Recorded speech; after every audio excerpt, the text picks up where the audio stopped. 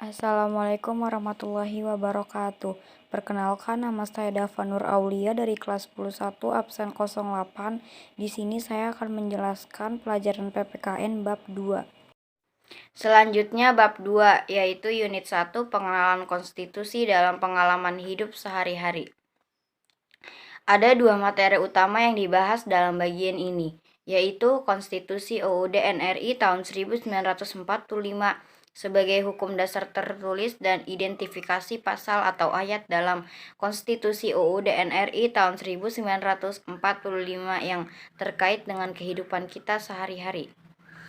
Konstitusi merupakan pernyataan tentang bentuk dan susunan suatu negara yang dipersiapkan sebelum atau sesudah berdiri sebuah negara. Konstitusi sebuah negara merupakan hukum dasar tertinggi yang berisi tata penyelenggaraan negara. Perubahan sebuah konstitusi akan membawa perubahan besar terhadap sebuah negara. Bahkan termasuk sistem bernegara yang semula demokratis bisa menjadi otoriter disebabkan perubahan konstitusi. Konstitusi juga merupakan hukum yang paling tertinggi serta paling fundamental sifatnya. Konstitusi merupakan sumber legitimasi atau landasan otoritasi bentuk-bentuk hukum atau peraturan perundang-undangan lainnya. Oleh karena itu, konstitusi sebagai hukum tertinggi sebuah negara harus dimaksudkan untuk mencapai dan mewujudkan tujuan tertinggi bernegara. Ada dua macam konstitusi, yakni tertulis dan tidak tertulis. Indonesia memiliki UUD NRI tahun 1945 sebagai konstitusi tertulis dan konvensi. Konvensi merupakan aturan-aturan dasar yang timbul dan terpelihara dalam praktik penyelenggaraan negara yang tidak bertentangan dengan UUD NRI tahun 1945 dan pelengkap atau pengisi kekosongan yang timbul dalam praktik penyelenggaraan negara. Contohnya adalah pidato presiden setiap 16 Agustus. Berdasarkan sejarahnya, UUD NRI 1945 sejak disahkan oleh Panitia Persiapan Kemerdekaan Indonesia atau PPKI telah mengalami beberapa kali perubahan bahkan pergantian.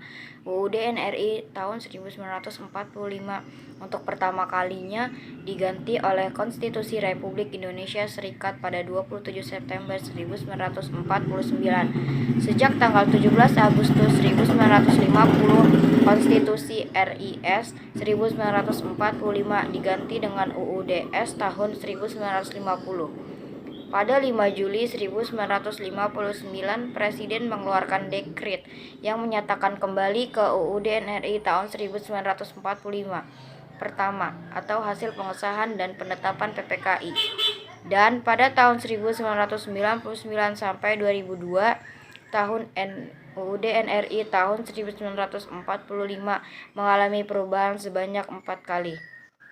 Kalau kita cermati, banyak pasal dan ayat dalam UUD NRI tahun 1945 yang bersentuhan langsung dengan kehidupan seluruh warga negara, seperti pasal 28A sampai 28J yang terkait dengan pemenuhan hak asasi manusia.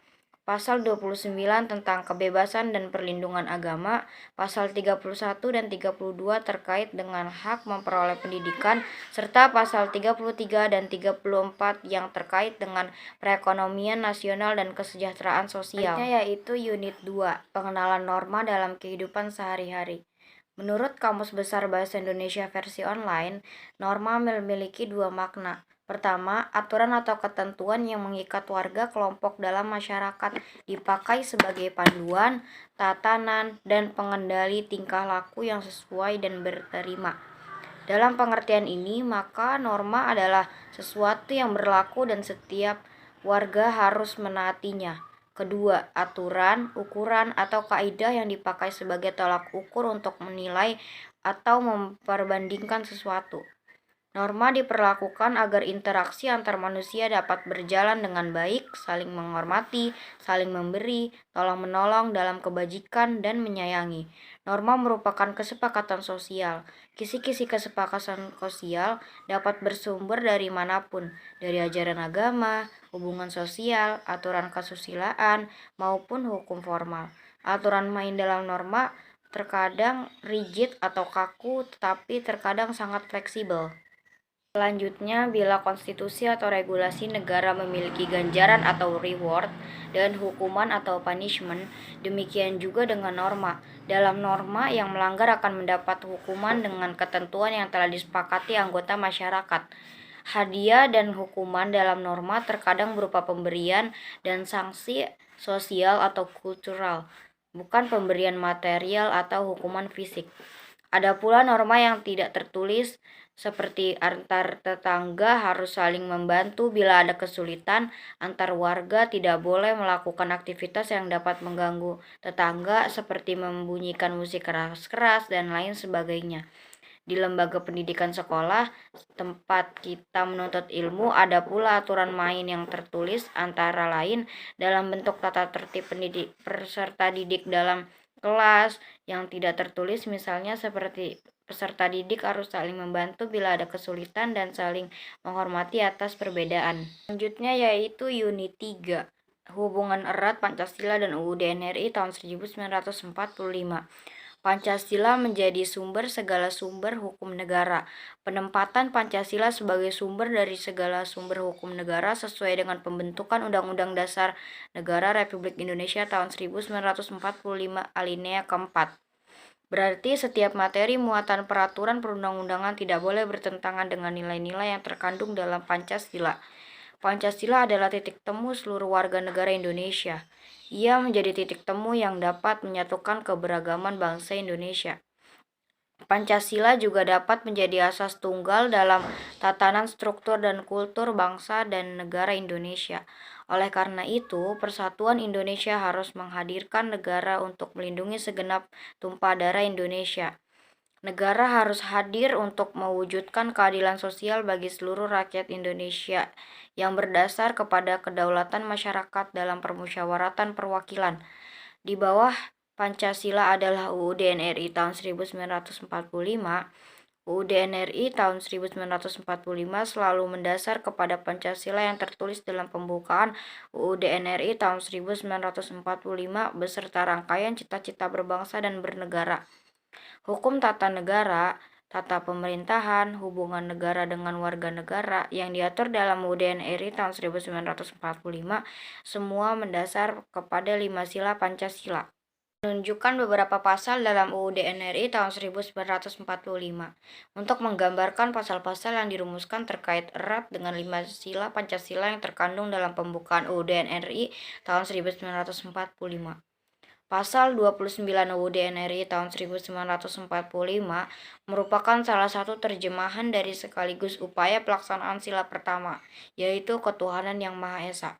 Pasal 34 UUD NRI tahun 1945 adalah kaitannya dengan usaha pelaksanaan sila, yaitu kemanusiaan yang adil dan beradab. Unit 4, membuat kesepakatan bersama. Dalam Kamus Besar Bahasa Indonesia, kesepakatan berarti perihal sepakat atau maknanya konsensus.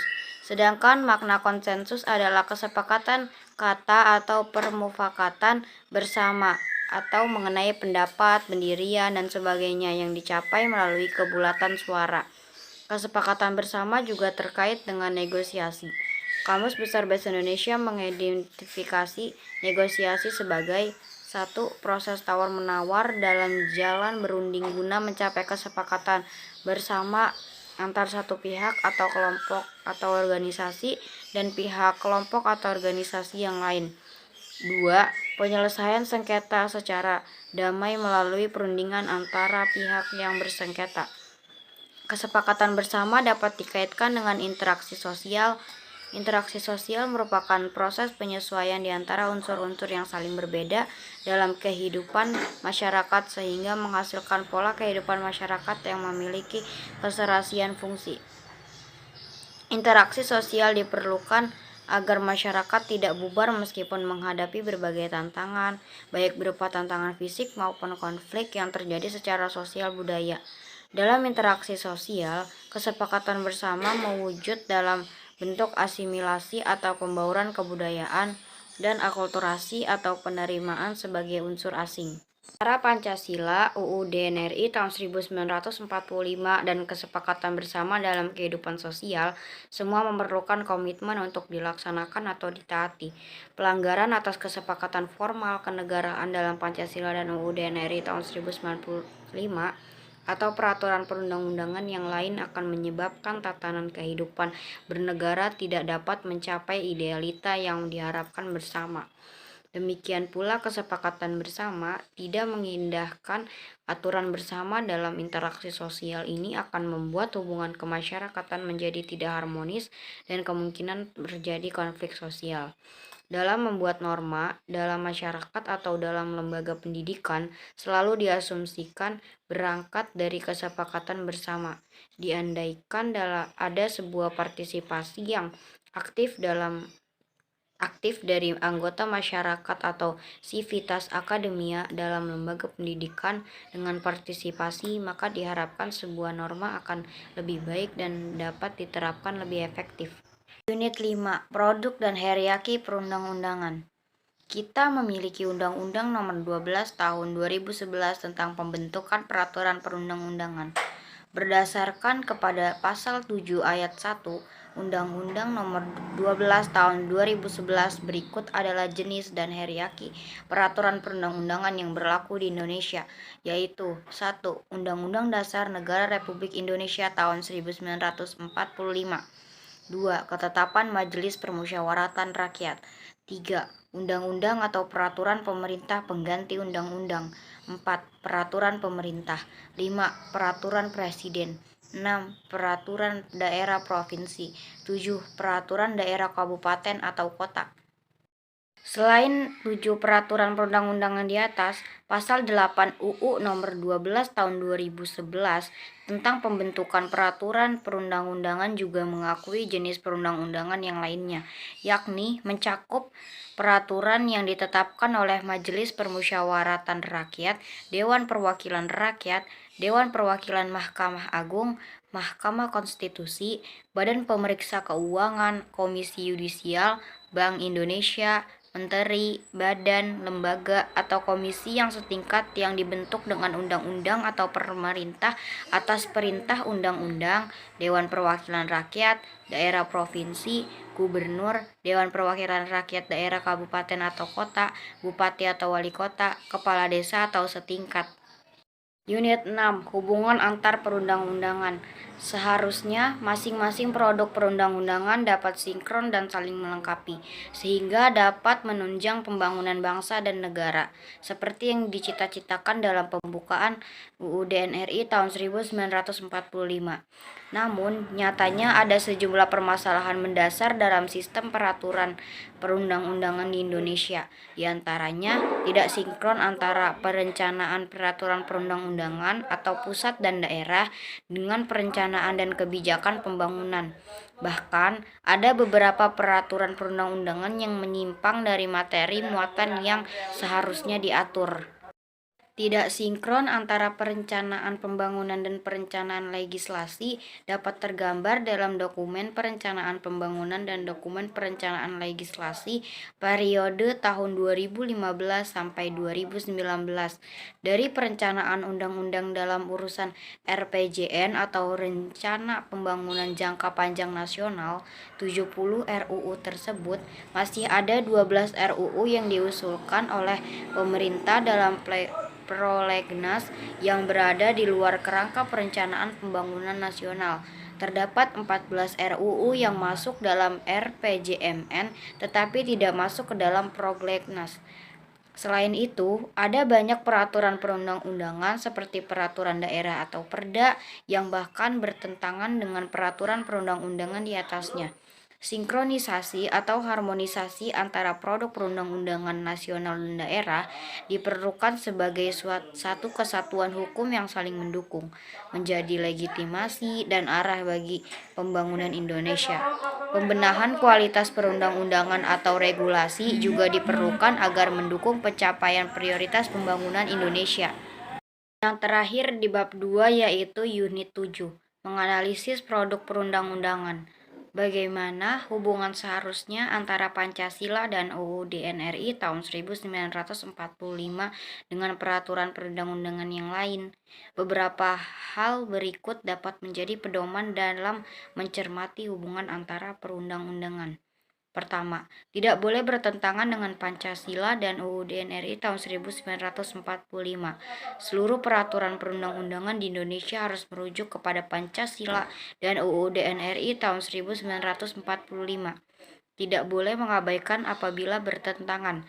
Produk perundang-undangan yang ada di bawahnya tidak boleh bertentangan terhadap keduanya. Jika sila pertama Pancasila menyebutkan ketuhanan yang Maha Esa dan pasal 29 ayat 1 dan 2 memberikan jaminan kebebasan beragama, maka undang-undang hingga peraturan daerah tidak boleh menuliskan nomor hukum yang melarang kebebasan beragama. Yang kedua, peraturan perundang-undangan yang ada di bawah UUD NRI tahun 1945 harus merujuk atau memiliki cantolan terhadap pasal atau ayat yang ada dalam UUD NRI tahun 1945. Hal demikian berlaku secara hierarki dalam urutan perundang-undangan, sehingga sebuah peraturan daerah misalnya bukan hanya harus merujuk pada UUD NRI tahun 1945, tetapi harus pula merujuk kepada undang-undang atau peraturan pemerintah yang ada di atasnya, yang sejaroh perihal yang diatur. Ketiga, isinya harus searah dan mendukung terhadap peraturan perundang-undangan yang di atasnya. Norma hukum yang ada harus dapat dilaksanakan dan harus selaras dengan upaya pendorong pemerintahan yang melayani kepentingan rakyat, memperhatikan rasa keadilan rakyat, dan tidak berpeluang digunakan untuk korupsi. Apabila hal di atas tidak dipenuhi, maka sebuah peraturan perundang-undangan dapat digugat. Apabila peraturan berbentuk undang-undang, maka dapat digugat atau judicial review ke Mahkamah Konstitusi. Sedangkan selainnya dapat dilayangkan gugatan ke Mahkamah Agung. Ketiga hal di atas sekaligus merupakan alat sederhana untuk menganalisis sebuah produk perundang-undangan.